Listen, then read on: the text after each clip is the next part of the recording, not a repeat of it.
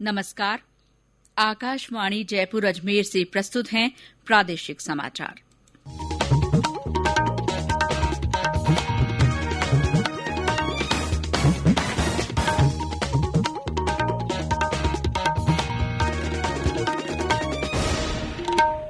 मुख्य समाचार। राज्य को पिछले 8 दिनों में कोयले की 166 रैक मिली। सूरतगढ़ ताप बिजली घर की 250 मेगावाट क्षमता की एक और इकाई से बिजली उत्पादन हुआ शुरू। देश में कोविड के सक्रिय मामलों की संख्या पिछले 218 दिनों में हुई सबसे कम। प्रदेश ने कोविड टीकाकरण में 6 करोड़ का आंकड़ा किया पार। विदेशी पर्यटकों को चार्टर्ड विमान से देश में आने की मिली अनुमति। और राज्य में सक्रिय नए पश्चिमी विक्षोभ से कुछ स्थानों पर बदला मौसम। अलवर सहित कुछ स्थानों पर कल बारिश की संभावना। समाचारों के साथ मैं शीला चावला।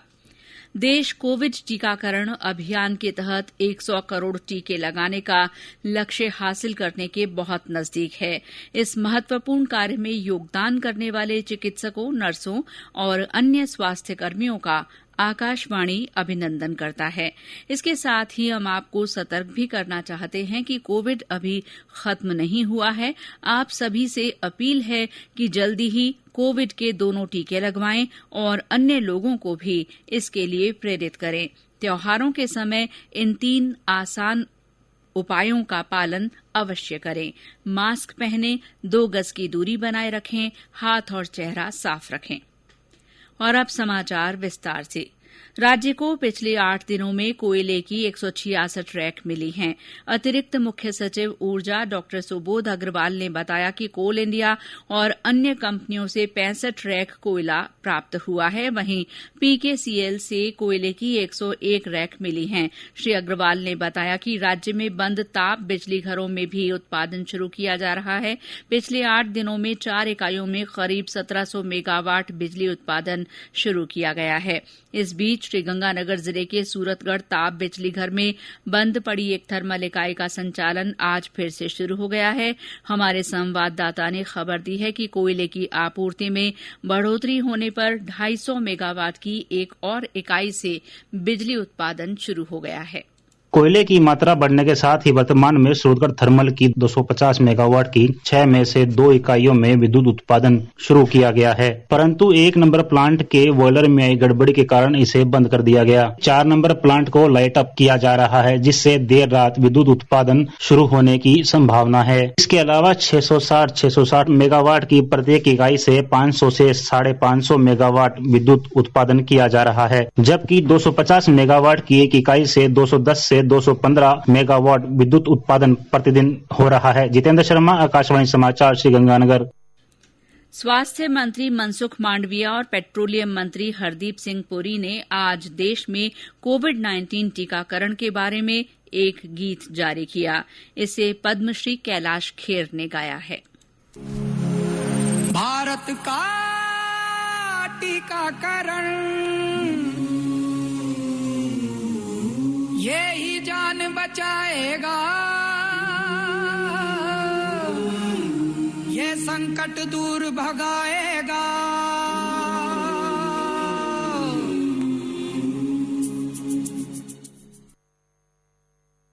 इस अवसर पर स्वास्थ्य मंत्री मनसुख मांडविया ने कहा कि जल्दी ही 100 करोड़ खुराक लाभार्थियों को दे दी जाएंगी।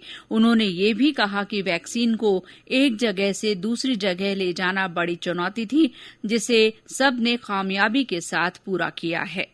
वैक्सीन मैन्युफैक्चरिंग करने के बाद वो लगाने के लिए बहुत बड़ी लॉजिस्टिक चैनल होती है। ये चैलेंज पार करके एक दिन जब 17 सितंबर 2.5 करोड़ डोज एक दिन में एडमिनिस्टर करना एक इंडिया के लिए बहुत बड़ी उपलब्धि थी। उसके बाद आने वाले वीक में हम 1000 मिलियन डोज यानी कि 100 करोड़ डोज लगाने में हम सक्सेस रहेंगे।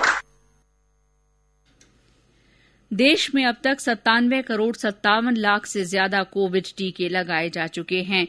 इनमें 69 करोड़ 50 लाख से अधिक को पहली और 28 करोड़ 2 लाख से ज्यादा को वैक्सीन की दोनों डोज दी जा चुकी हैं। इसके साथ ही देश 100 करोड़ के टीकाकरण आंकड़े को पार करने की ओर तेजी से बढ़ रहा है। देश में पिछले 24 घंटे के दौरान कोविड के 16,000 नए मामले रिपोर्ट हुए हैं। वहीं 17,861 लोग संक्रमण मुक्त हुए हैं। अब सक्रिय मामलों की संख्या 2,01,632 रह गई है, जो पिछले 218 दिनों में सबसे कम है। कोविड रिकवरी रेट बढ़कर अब 98.08% हो गई है। प्रदेश में अब तक 6 करोड़ 2 लाख से अधिक कोविड टीके लगाए गए हैं। इनमें 4 करोड़ 18 लाख 79 हजार से ज्यादा पहली और 1 करोड़ 83 लाख से ज्यादा दूसरी खुराक दी जा चुकी हैं। आज 3 लाख 3 हजार से ज्यादा टीके लगाए गए। कोविड से बचाव के लिए टीका लगवाने के प्रति प्रदेश के लोगों में उत्साह देखा जा रहा है। हमारे बीकानेर संवाददाता ने बताया कि जिले में अब तक 21 लाख से अधिक टीके लगाए गए हैं। बीकानेर के सीएमएचओ डॉ. ओपी चाहर ने बताया कि 14 लाख लोगों को पहली और 6 लाख से अधिक को वैक्सीन की दोनों डोज दी जा चुकी हैं। उन्होंने बताया कि बीकानेर में घर घर जाकर भी टीका लगाने के लिए अभियान चलाया जा रहा है। देश भर में करीब 100 करोड़ लोग वैक्सीनेशन करा चुके हैं, जो बहुत अच्छा फिगर है। बीकानेर में भी अब करीब 17 लाख लोग लगा चुके हैं, जिसमें 14 लाख फर्स्ट डोज है और 6 लाख पर करीब सेकेंड डोज है। जो 81% अपन फर्स्ट डोज लगा चुके हैं बीकानेर पूरे जिले में, और 46% सेकेंड डोज लगा चुके हैं। और अपने यहाँ वैक्सीन ऑन व्हील भी लगा रहे हैं, जिससे बुजुर्गों ऐसा लोग जो घर से निकल नहीं सकते, आने जाने में दिक्कत होती है, उनको जिला कलेक्टर महोदय के निर्देश में शुरू से घर घर जाके वैक्सीन लगा रहे हैं। और अपन घर घर में डोर डोर सर्वे करके लोगों को कहा जा रहा है कि जो आपके फर्स्ट या सेकेंड डोज भी ड्यू है, अपने नजदीकी वैक्सीनेशन सेंटर पर जाके लगाएं। प्रदेश में कोविड के आज 5 नए रोगियों की पुष्टि हुई है। इनमें जयपुर के 3, अजमेर और पाली के 1-1 मामले हैं। सक्रिय मामलों की संख्या अब 44 हो गई है। सरकार ने चार्टर्ड विमानों से विदेशी पर्यटकों को देश में आने की अनुमति दे दी है।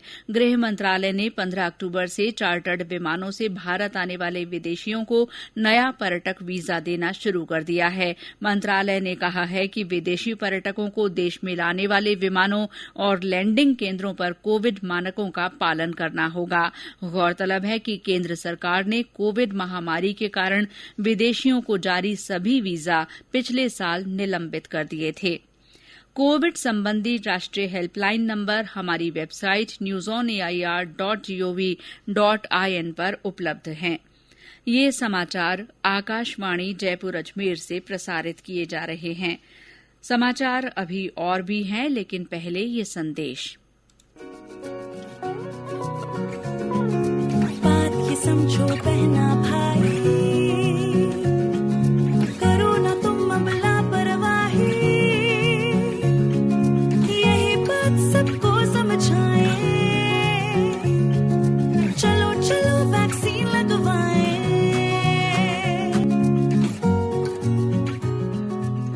समाचारों में आपका फिर स्वागत है। बुलेटिन में अब पेश हैं आजादी का अमृत महोत्सव से जुड़े समाचार।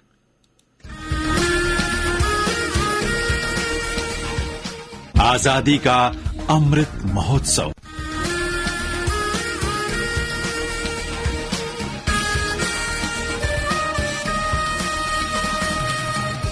टोंक जिले के मालपुरा में अमृत महोत्सव के तहत आज स्वच्छता की शपथ कार्यक्रम आयोजित किया गया। इसमें नेहरू युवा केंद्र के क्षेत्रीय निदेशक ने प्रतिभागियों को स्वच्छता की शपथ दिलाई और साफ सफाई के लिए प्रोत्साहित किया। बूंदी जिले में भी महोत्सव के तहत स्वच्छ भारत कार्यक्रम चलाया जा रहा है। इसमें जिले के जखाना गांव में आज कचरा और प्लास्टिक इकट्ठा कर उसका उचित स्थान पर निस्तारण किया गया। अमृत महोत्सव के तहत आईटीबीपी की ओर से निकाली जा रही रैली 2200 किलोमीटर का सफर तय कर आज सिरोही जिले के आबू रोड पहुंची। पुलिस की ओर से प्रतिभागियों का स्वागत किया गया। ये रैली गुजरात जाएगी। डूंगरपुर में क्षेत्रीय लोक संपर्क ब्यूरो की ओर से आज से 3 दिन की अमृत महोत्सव प्रदर्शनी लगाई गई है। सांसद अर्जुन लाल मीणा ने आज इसका शुभारंभ किया। पूर्व प्रधानमंत्री डॉक्टर मनमोहन सिंह को डेंगू की पुष्टि हुई है। वे पिछले 3 दिनों से नई दिल्ली के अखिल भारतीय आयुर्विज्ञान संस्थान एम्स में भर्ती हैं। एम्स के अधिकारियों ने कहा है कि डॉक्टर सिंह के स्वास्थ्य में धीरे धीरे सुधार हो रहा है। उन्हें बुखार और कमजोरी की शिकायत के बाद अस्पताल में भर्ती करवाया गया था। बीकानेर में डेंगू के खिलाफ आज से 2 दिन का जागरूकता अभियान शुरू हुआ। हमारे संवाददाता ने बताया कि डेंगू मुक्त बीकाना के नाम से इस अभियान की शुरूआत जिला कलेक्टर ने जन जागरूकता रैली के माध्यम से की। अभियान के तहत शहर में साफ सफाई की जाएगी। इसमें विभिन्न विभाग, स्वयंसेवी संस्थाओं के प्रतिनिधि और स्काउट टोलियां घर घर जाकर लोगों को डेंगू और अन्य मौसमी बीमारियों के खिलाफ जागरूक करेंगे।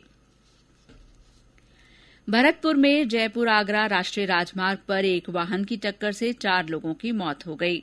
हादसा महुआ सिनपिनी गांव में उस समय हुआ जब ट्रक खराब होने पर उसके चालक और कंडक्टर सड़क पर पहियों को जांच रहे थे, तभी एक वाहन उन्हें कुचलकर फरार हो गया। अलवर जिले के नीमराणा क्षेत्र के एक केंद्र पर आज रीट परीक्षा दोबारा आयोजित हुई। इसके लिए परीक्षार्थियों को नए प्रवेश पत्र उपलब्ध करवाए गए। गौरतलब है कि ढीकवाड़ में पेपर देरी से पहुंचने के कारण 26 सितंबर को विभिन्न जिलों के 600 अभ्यर्थियों की परीक्षा नहीं हो सकी थी।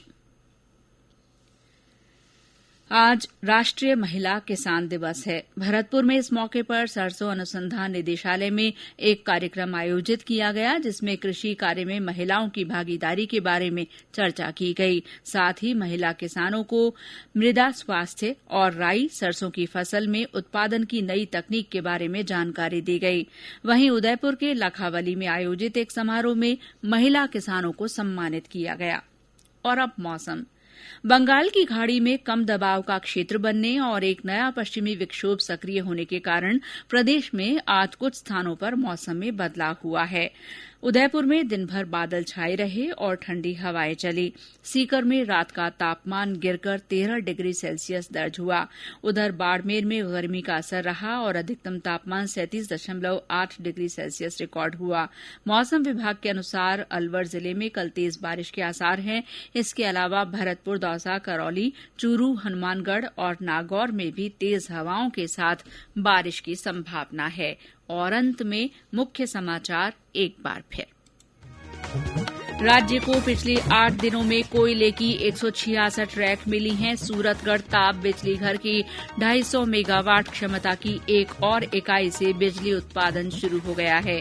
देश में कोविड के सक्रिय मामलों की संख्या पिछले 218 दिनों में सबसे कम दर्ज हुई है। प्रदेश ने कोविड टीकाकरण में 6 करोड़ का आंकड़ा पार कर लिया है। विदेशी पर्यटकों को चार्टर्ड विमान से देश में आने की अनुमति दे दी गई है। और राज्य में सक्रिय नए पश्चिमी विक्षोभ से कुछ स्थानों पर मौसम बदला है। अलवर सहित कुछ स्थानों पर कल बारिश की संभावना है। इसी के साथ प्रादेशिक समाचार बुलेटिन समाप्त हुआ। नमस्कार।